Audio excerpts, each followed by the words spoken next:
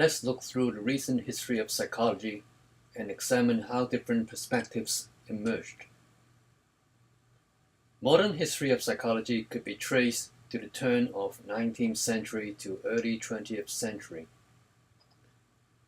Differentiating from philosophy and neurology, modern psychology is characterized with adoption of the scientific method towards empirical and scientific inquiries about mental processes and behaviors. Various perspectives of psychology emerge throughout the modern era. Indeed, these perspectives in psychology alternate between orientations through nature and nurture about the cause of human behaviors and mental processes. For a quick glance of major perspectives in psychology emerged over the past 2 centuries, you may want to take a look at the timeline of psychology video documenting a brief history of modern psychology.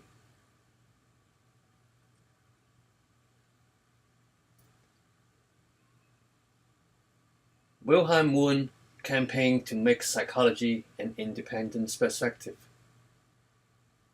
He established the first laboratory to study psychology in 1879. Wundt advocated to the study of psychology through the technique of introspection. Individuals were taught to carefully observe, analyze, and describe their own experience. Through introspection was replaced with more scientifically vigorous method. Nonetheless, Wundt was recognized for his contribution to the scientific inquiry of psychology. Following the footsteps of Wundt, his graduates from his program have set up new psychology labs all across Europe and North America. They slowly became the foundation of psychology as a science.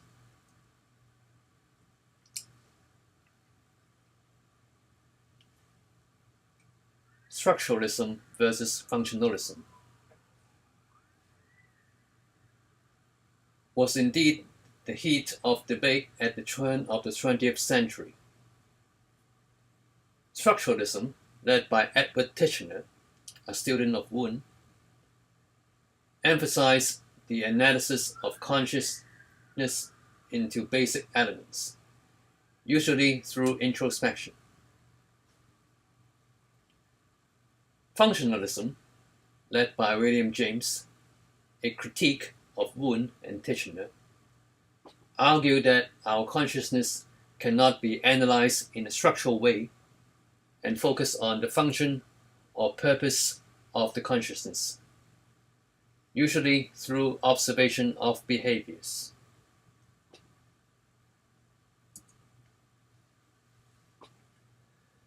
The psychoanalytic perspective is perhaps the most well-known and popular perspective in psychology, both in academic research and popular culture.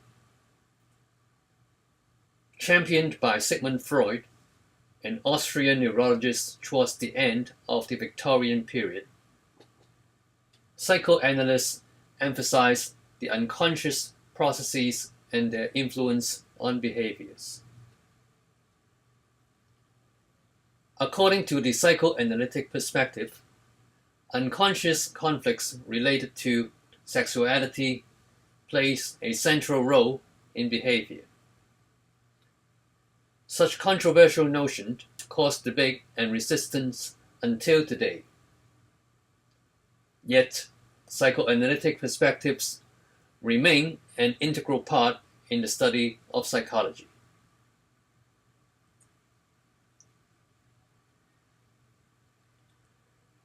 From the 1920s and 1930s onward, behaviorism took over early perspectives of structuralism and introspection of the spotlight in psychology. John B. Watson, a psychologist turned advertiser, was deemed one of the pioneers in this movement. Watson called for abandoning the study of consciousness and rather focus on overt and observable behaviors.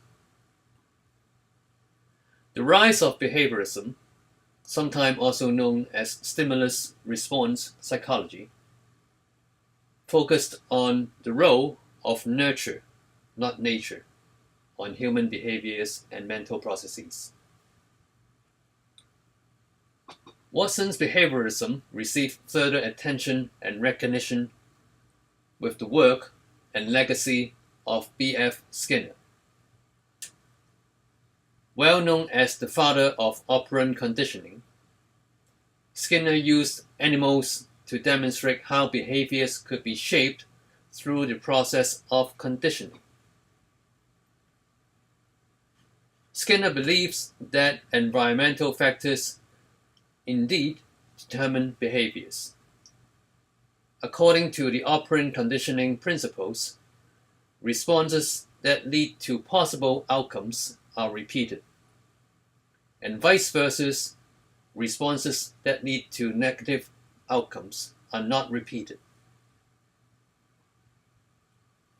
Skinnerian behaviorism was radical in his time, yet it also generated controversy.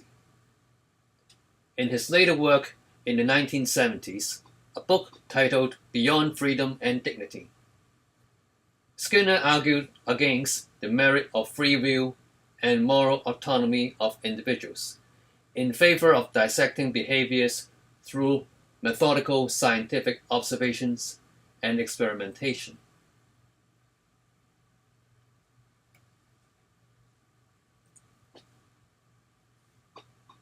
At the same time, psychologists came back to revisit the role of inner mental processes apart from the observable behaviors. The humanistic perspective offers a stark contrast to behaviorism.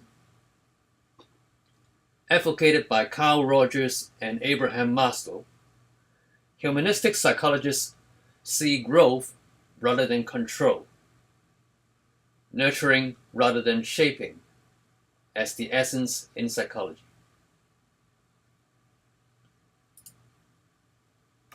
Humanistic psychologists argue that behaviorism was dehumanizing, and they highlight unique qualities of human in freedom and personal growth.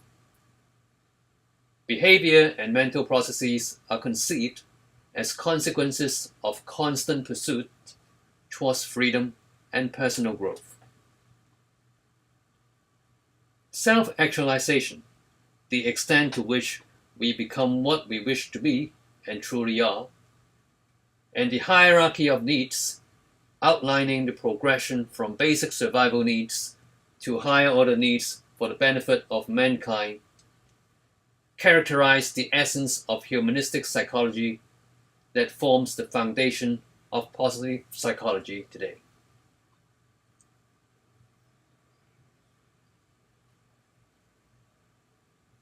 The biological perspective is quite different from psychoanalysts' unconsciousness, behaviorists' observable behavior, and humanist growth and actualization. Biological psychologists studies human behavior and mental processes in terms of physiological processes. For examples, in the 1950s, James Oates pioneered the electrical stimulation of the brain to evoke emotional responses in animals.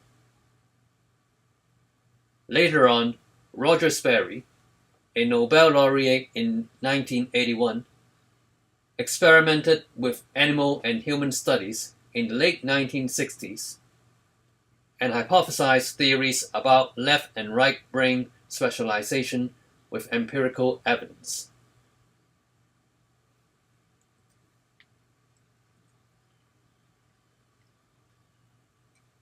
Into the 1970s, along with the boom in computer science, cognitive psychology came to the spotlight in psychology. Cognitive psychologists are interested in cognition, the mental processes involved in acquiring knowledge and skills.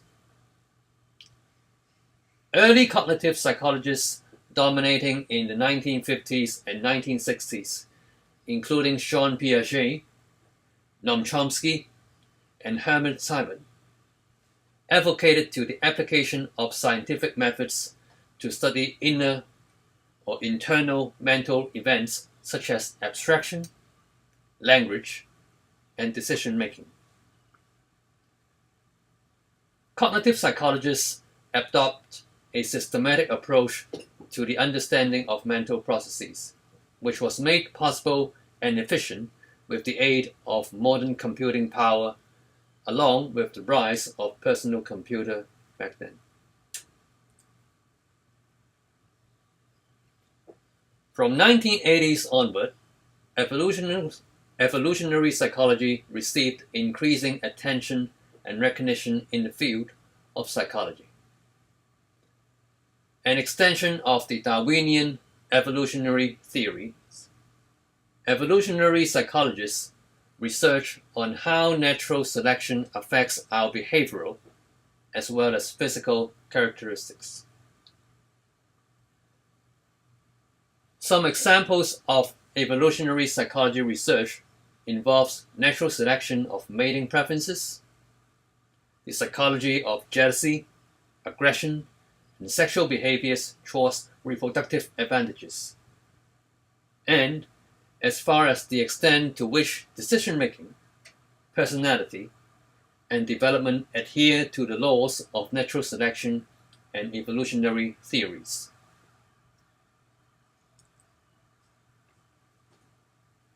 Please feel free to explore other resources on the history of psychology and its implication on the development and future of psychology.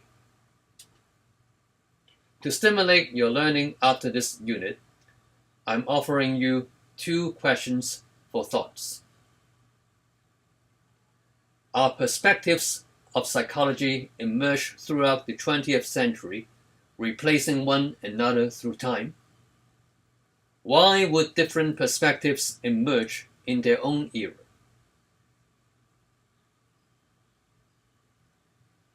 Observing changes about the emergence of different perspectives in psychology over time. What would you speculate to be the next perspective of psychology in the 21st century?